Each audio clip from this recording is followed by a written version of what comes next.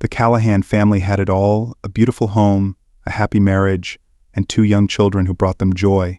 They lived in a quiet, peaceful neighborhood where everyone knew each other, and nothing ever seemed out of place. At the heart of their household was Sarah, their trusted babysitter.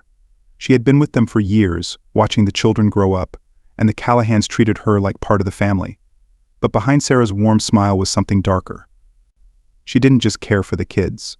She envied everything the Callahans had: their big house, their perfect family, their wealth. Over time, that envy turned into anger. Why did they have so much while she struggled? Why did they live so easily while she worked so hard just to get by? One night, that jealousy exploded into violence. What should have been a normal evening turned into a nightmare, with the Callahan home becoming the scene of a brutal crime. This is the story of how trust, envy, and hidden resentment led to the tragic downfall of a family who never saw the danger lurking in their own home. Stay with us as we uncover the deadly actions of a babysitter who couldn't handle the life she would never have. The Callahan family seemed to live the kind of life others dreamed about. Ben and Laura Callahan, both in their 30s, had built a comfortable, secure life for themselves and their two children, Emily and Jake. They lived in a quiet, picturesque suburban neighborhood where the lawns were always neatly trimmed, the houses looked perfect, and everything appeared peaceful. Ben, a successful software company owner, worked from his home office most days, while Laura balanced her freelance graphic design work with taking care of their children. They were a loving family, known to their neighbors for hosting backyard barbecues and always lending a hand when needed. For several years, Sarah Miller, a 24-year-old babysitter, had been a regular part of their lives. Sarah was a reliable and trusted figure, always stepping in to watch the kids when Ben and Laura needed to attend events or enjoy a rare night out.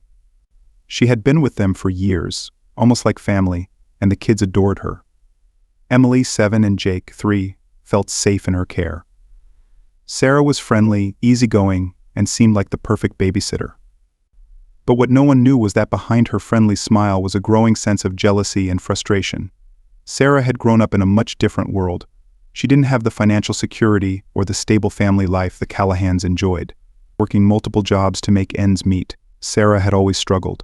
She saw the luxury that Ben and Laura lived in: their big house, expensive vacations, and even the small things, like new clothes or the latest gadgets for their kids, and it ate away at her.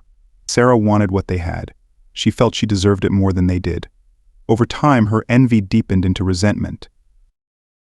It started with small thoughts, wondering why some people had so much while she had so little. She would sit in the Callahan living room, watching the kids play with expensive toys, and feel the bitterness rise inside her. She couldn't understand why her life hadn't turned out as easy as theirs. But what began as silent jealousy soon became something much darker. One chilly evening in the middle of autumn, the Callahans had a formal event to attend. It was one of those rare nights when Ben and Laura could enjoy a few hours away from the stresses of parenting and work. Sarah arrived at the house to babysit, as she had done so many times before. The evening started out like any other. Ben and Laura gave Sarah the usual instructions: dinner was in the fridge, the kids had to be in bed by 8, and the house would be quiet by the time they returned. As Sarah sat in the living room with Emily and Jake, watching a movie on the large TV, her mind began to wander again. This house, with its gleaming countertops and perfectly designed interior, felt like it should be hers. She looked around at the expensive furniture, the neatly arranged family photos, and felt a pang of resentment. She had spent so much time here, watching over these kids, and yet she would never have a home like this. She would never know the ease of living a life without financial stress. Sarah's thoughts grew darker as the night went on. The more she sat there, the more she felt trapped in her own life, working for wealthy families, always on the outside looking in, never able to have what they had. She wondered what it would be like if she didn't have to leave at the end of the night. If the house, the life, everything could be hers. Her jealousy became a twisting knot in her stomach, and she could feel her frustration growing. After putting the kids to bed, Sarah sat alone in the kitchen, looking out the window into the dark night. The thoughts in her head were louder now, angrier. Why did they get to have it all? Why did she have to work so hard for so little? It wasn't fair. It was in that moment, as she sat in the stillness of the house, that a new idea began to take shape. What if she could take it all for herself? What if there was a way to stop being the babysitter, stop being on the outside? When Ben and Laura returned home late that night, the house was quiet. Sarah was sitting on the couch, flipping through her phone, pretending everything was normal. She had been there for hours, watching the kids, doing what she was paid to do. But something inside her had changed. The bitterness and envy she had been feeling for so long had finally bubbled over, and she was no longer able to push it down. The Callahans had no idea that their trusted babysitter, the person they had let into their home for years, was now plotting something unthinkable. In the following days, Sarah's anger and jealousy grew even stronger. Each time she came to the house, she felt like she was losing control of herself. She would glance at the expensive items around the home and feel a deep sense of hatred toward Ben and Laura. It wasn't long before she started to let those feelings affect her behavior. She became colder, less attentive to the kids, and often snapped at them for the smallest things. Laura noticed the change and mentioned it to Ben, but neither of them thought too much about it. After all, Sarah had been with them for years. What could possibly go wrong? But what the Callahans didn't realize was that Sarah's envy had reached a dangerous level. In her mind, they didn't deserve the life they had. She did. And as far as she was concerned, there was only one way to get what she wanted. Her thoughts turned to violence, and she started to imagine how she could take everything from them. In her twisted logic, if Ben and Laura were gone, she could have it all: the house, the kids, the life of luxury she had always dreamed of. The line between reality and her dark fantasies was becoming more blurred by the day. Sarah began to plan. She studied their routines, learning when they would be home, when they would leave, and how to get in and out of the house unnoticed. She became fixated on the idea of making their life hers, convincing herself that she could make it work. Her mind was filled with fantasies of living in the Callahan home, raising Emily and Jake as her own, and enjoying the wealth that she believed she was entitled to. She knew it would take more than just waiting for an opportunity. She would have to create one. The days leading up to her plan were filled with tension. Sarah was no longer the cheerful, friendly babysitter the Callahans had known for years. She was distant, quiet, and seemed to be constantly on edge. Laura noticed the shift but still didn't suspect anything was seriously wrong. She assumed Sarah was going through something personal and didn't press her for details. Ben, too, noticed that Sarah was acting strangely, but with his busy work schedule, he didn't have the time to dig deeper. The stage was set, and Sarah was ready to put her plan into action. She had spent weeks building up the courage to go through with it, convincing herself that this was the only way out of her life of struggle. In her mind, Ben and Laura didn't deserve their life. They had never struggled like she had, and now it was time for them to pay the price. She knew the kids would be collateral damage, but that didn't bother her anymore. In her twisted view of the world, they would adjust, and in the end she would take care of them. She could be their new mother. And so, one evening when Ben and Laura returned home after another night out, they walked into a nightmare. The house was quiet, too quiet. The lights were off, and there was no sign of Sarah or the kids. As they walked through the house calling out for Sarah, they noticed something wasn't right. The air felt heavy, and there was a sense of dread hanging over the home. They headed toward the living room, where they found Sarah waiting. Sarah, standing in the middle of the room, holding a knife she had taken from the kitchen. Her face was blank, emotionless, as she stared at them. Ben and Laura barely had time to react before Sarah lunged at them, her years of pent-up jealousy and anger exploding into violence. As Sarah lunged forward, Ben instinctively tried to protect Laura. The knife in Sarah's hand gleamed under the faint light from the hallway. There was no warning, no time to reason with her. The babysitter, who had been a trusted part of their lives for years, was now someone entirely different, a predator in their own home. Ben, always the protective father and husband, tried to shield Laura from the attack. He didn't have time to process why this was happening. All he knew was that they needed to survive. Sarah's first strike hit Ben, but it wasn't fatal. It was a shallow wound across his arm as he tried to block her. The pain was sharp, but the adrenaline rushing through his body pushed him forward. Ben grabbed a nearby chair, using it to push Sarah away. For a moment it worked. Sarah stumbled back, giving Ben and Laura a brief window to run. Without wasting another second, they bolted towards the hallway, hoping to make it to the front door, or at least to a room where they could lock themselves in and call for help. But Sarah was quicker than they expected. Fueled by years of pent-up rage, she chased after them, knife still in hand. The house, once their safe haven, now felt like a maze they couldn't escape. Every room they passed reminded them of the life they had built together, a life that was slipping away with every second that Sarah stayed on their heels. Laura, terrified and trying to keep up with Ben, was beginning to lose hope. She glanced back, seeing Sarah's dark figure moving swiftly through the dimly lit hallway. Sarah's face was blank, emotionless, like she had already accepted what she was about to do. In her mind, this was justice. The Callahans didn't deserve this life, and now she was going to take it from them. Ben managed to reach the master bedroom first, slamming the door behind him, and Laura locking it just as Sarah reached the door. They could hear her banging on it, the sound of her heavy breathing and the knife scratching against the wood. Laura collapsed onto the bed, shaking uncontrollably, while Ben pressed his back against the door, trying to keep it closed. They were safe for the moment, but only for a moment. There was no phone in the bedroom. Both their cell phones were downstairs on the kitchen counter where they had left them before going out. Without a way to call for help, their only option was to wait and hope that Sarah would eventually give up. But deep down, they both knew she wouldn't. As Sarah continued to pound on the door, Ben's mind raced, trying to think of a plan. The windows were their only way out. The house was 2 stories, but the drop from the bedroom window to the ground below wasn't far. If they could make it out, they could run to a neighbor's house and call the police. It was risky, but it was the only option they had. Ben quickly moved toward the window, unlocking it and pushing it open. The cool night air rushed in, a stark contrast to the tense, suffocating atmosphere inside the house. He helped Laura climb out first, watching as she carefully lowered herself onto the ledge. It was a narrow escape, but they had no choice. With Laura safely on the ground, Ben was about to climb out himself when the bedroom door burst open. Sarah had finally broken through. Ben turned to face her just as she charged at him again. This time there was no furniture to block her, no locked door to keep her out. The knife came down hard, and Ben felt a sharp, searing pain in his side. His vision blurred for a moment as he stumbled backward, but he managed to push Sarah away just long enough to climb out of the window.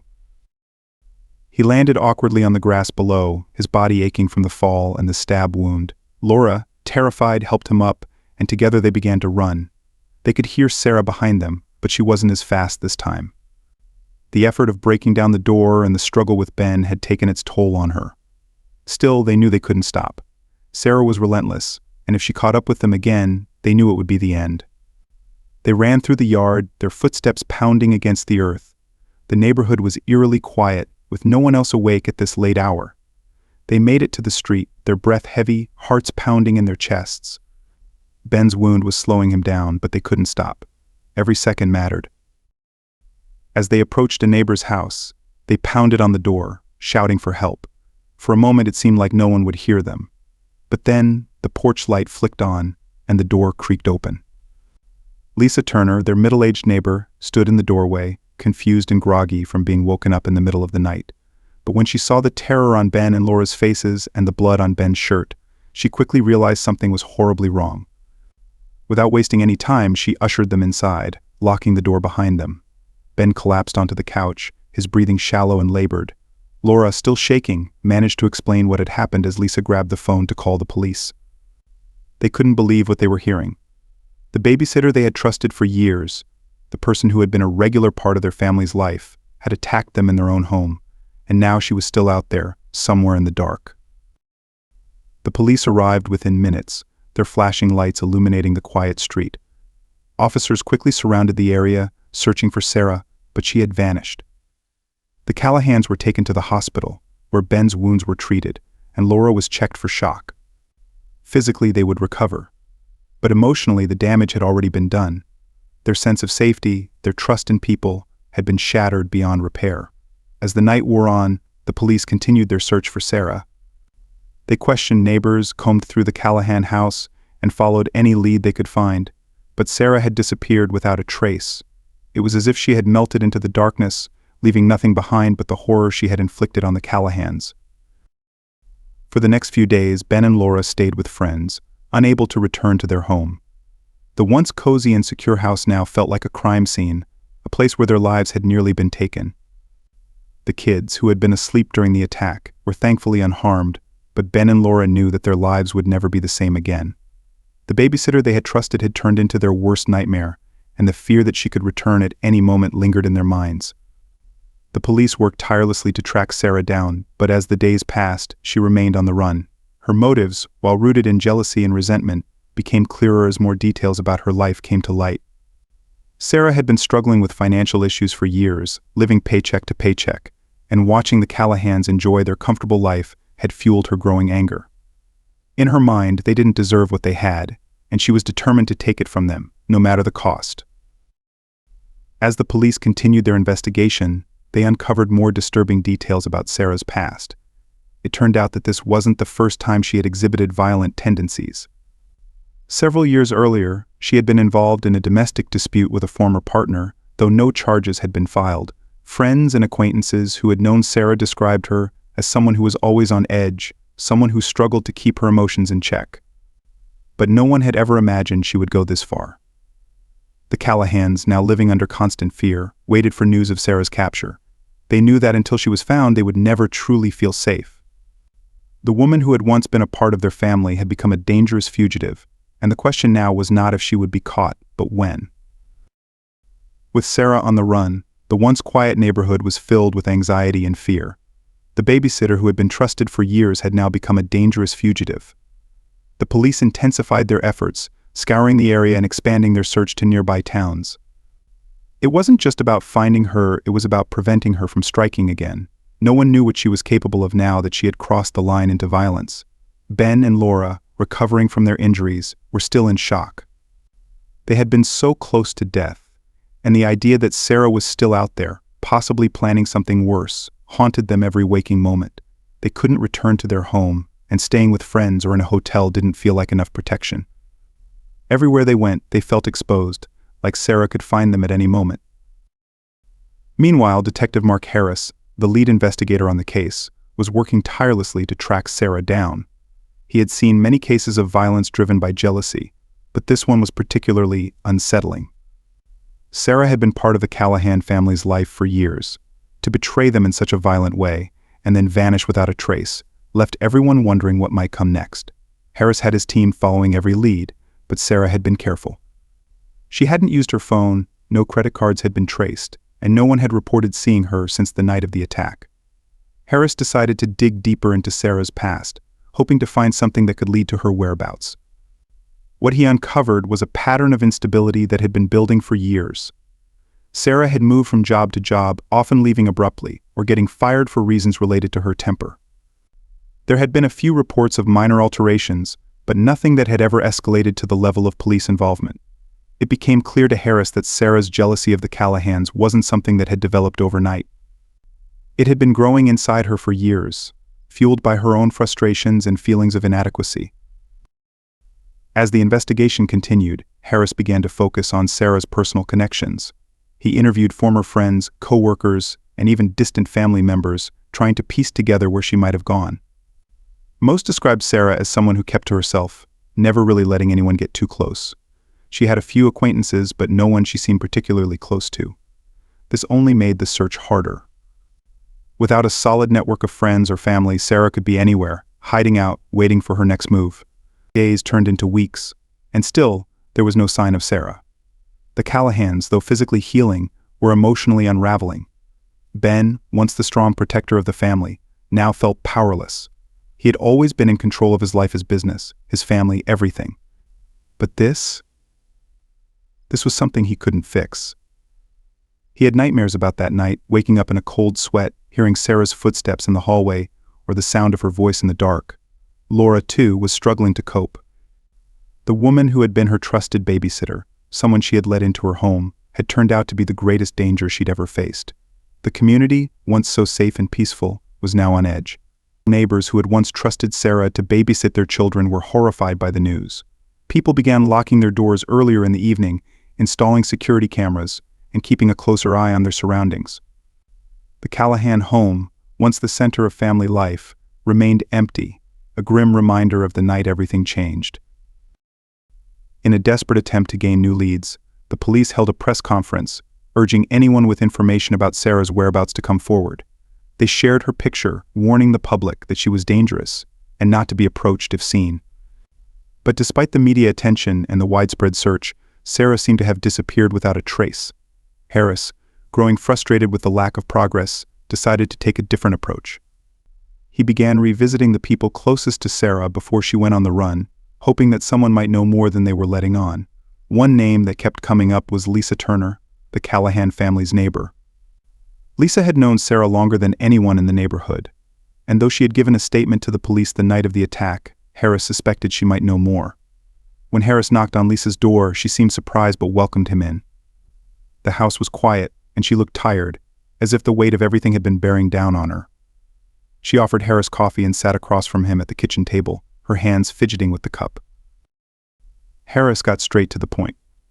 He asked her about her relationship with Sarah, how close they had been, and if she had noticed anything strange in Sarah's behavior leading up to the attack. Lisa hesitated, her eyes avoiding Harris's. She admitted that Sarah had come over to her house a few times in the weeks before the incident, but nothing seemed too out of the ordinary.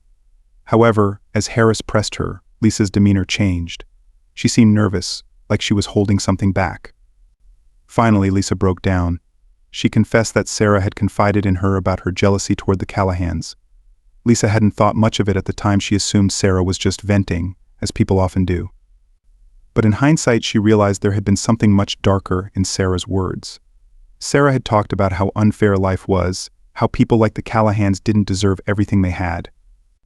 Lisa admitted she should have said something sooner, but she had never imagined it would escalate to violence. Harris left Lisa's house with a clearer picture of Sarah's mindset. He now knew that Sarah's jealousy wasn't just an isolated feeling, it was an obsession that had taken over her thoughts. He suspected that Sarah might not have run far. She could be watching the Callahans, waiting for another opportunity to strike. The idea sent chills down his spine. The next day, the police set up surveillance around the Callahan home, hoping that Sarah would return. Weeks passed, and still there was no sign of her. But Harris refused to give up. He knew that Sarah couldn't hide forever, and the more desperate she became, the more likely she would make a mistake. Then, one evening, a break in the case came. A hiker in a nearby wooded area had spotted a woman matching Sarah's description. She was disheveled, wearing clothes that looked worn and dirty, and appeared to be living off the grid. The hiker reported the sighting to the police, and Harris immediately dispatched a team to the area. They combed through the woods, searching for any sign of Sarah. Hours passed with no luck, but just as they were about to call off the search for the night, one of the officers found a makeshift campsite hidden deep in the woods. It was clear that someone had been living there recently. There were empty food containers, a sleeping bag, and a few personal items scattered around. Among the belongings was something that made Harris's stomach drop: a photograph of the Callahan family. It was a picture Sarah had taken of the family months earlier, during one of her many babysitting sessions. The edges were frayed, and it was clear that Sarah had been carrying it with her for a long time. The discovery confirmed what Harris had suspected. Sarah hadn't let go of her obsession with the Callahans. She was still fixated on them, and that made her even more dangerous. The police continued their search of the area, but Sarah had already moved on. However, now that they knew she was nearby, they intensified their efforts, focusing on tracking her every move. Harris knew that time was running out. Sarah was growing more desperate, and he feared that she might try to finish what she had started. Ben and Laura were informed of the discovery, and while it gave them some relief to know that the police were getting closer to finding Sarah, it also filled them with dread. Knowing that Sarah was still out there, still obsessed with their family, was a terrifying thought. They couldn't return to their normal lives until she was caught, and the constant fear weighed heavily on them. As the days passed, the police closed in on Sarah's location. Every move she made brought them one step closer to capturing her. But the question remained, what would Sarah do when she realized the police were closing in? Would she flee again, or would she return to the Callahans, determined to finish what she had started? The police search intensified as they closed in on Sarah's location. Every clue pointed to her still being somewhere close, possibly lurking in the woods or nearby towns, waiting for her next move. The pressure was mounting, and everyone involved knew it was only a matter of time before Sarah made a mistake or finally decided to act again. For Ben and Laura Callahan, life had come to a standstill. They couldn't return to their home, couldn't live without looking over their shoulders, and couldn't stop the nagging fear that Sarah might strike again. The once close-knit neighborhood was now filled with unease. The neighbors, who used to feel safe letting their children play outside or leave doors unlocked, now lived in fear of the babysitter turned fugitive. Sarah had been hiding, surviving off the grid, but her desperation was growing. She knew the police were closing in on her, and her thoughts were consumed by the Callahan family. In her twisted mind, the Callahans were still living the life she wanted, the life she felt she deserved. She had failed to take it from them that night, but as the walls closed in around her, she became determined to make one final attempt. If she couldn't have their life, she would at least make sure they couldn't enjoy it either. The turning point came when the police received another tip from a local store owner. A woman matching Sarah's description had been seen buying basic supplies, canned food, water, and a change of clothes. The police quickly followed the lead and set up surveillance around the area. They were sure Sarah was getting desperate, and desperate people made mistakes. Detective Mark Harris led the team as they slowly closed in on Sarah's location. She was hiding in an abandoned cabin deep in the woods, a place where she thought she could stay out of sight long enough to make her next move. But Harris was ready. His team surrounded the area, closing off any possible escape routes. The tension in the air was thick as the officers prepared for a confrontation. As the team approached the cabin, Harris signaled for them to be cautious. Sarah was armed and dangerous, and no one wanted the situation to escalate into unnecessary violence. The officers crept closer, their flashlights cutting through the darkness as they reached the entrance to the cabin. Inside, they could hear the faint sound of movement. Harris called out to Sarah, urging her to surrender. The silence that followed was deafening. For a moment it seemed like Sarah might comply, but then from the shadows she emerged. Sarah stepped out from the cabin, her eyes wild and unfocused. She was clutching the same knife she had used in the attack on Ben, and her body language made it clear she wasn't going to give up easily. The police moved in slowly, trying to de-escalate the situation. Harris continued talking to Sarah, trying to convince her that there was no way out, that she needed to put down the weapon and end this peacefully. But Sarah wasn't listening. Her mind was somewhere else, consumed by the obsession that had driven her to this point. She raised the knife, and for a moment it looked like she was going to charge at the officers. But before she could take another step, one of the officers fired a non-lethal round, hitting Sarah in the leg. She dropped to the ground, the knife slipping from her grasp as she screamed in pain. The officers rushed forward, disarming her and placing her in handcuffs. It was over. Sarah was taken into custody, her final attempt to take down the Callahans thwarted. The relief felt by the community was immediate. The babysitter who had once been a trusted part of their lives was now behind bars, and the fear that had gripped the neighborhood slowly began to fade.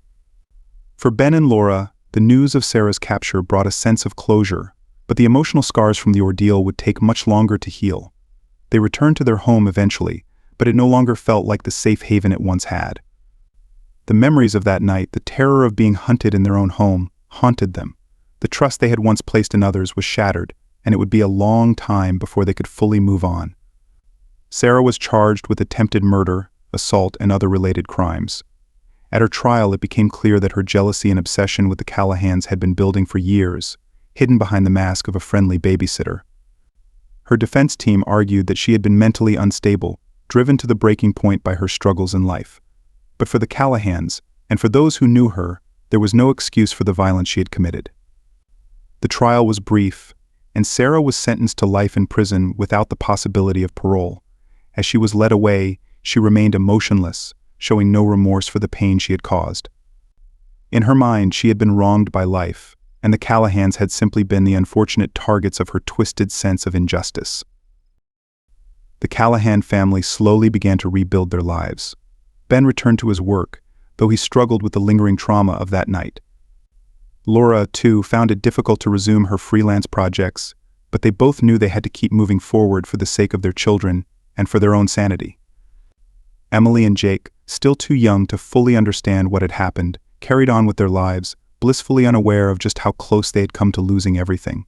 The house that had once been filled with laughter and warmth was now quieter, more subdued. But with time, the Callahans began to find moments of peace. They strengthened their family bonds, leaning on each other for support as they worked through the trauma. The community also began to recover, though the memory of the deadly babysitter would never fully fade. The neighborhood became more cautious, parents more protective, and trust harder to earn. But in time, the fear subsided, and life returned to something resembling normal.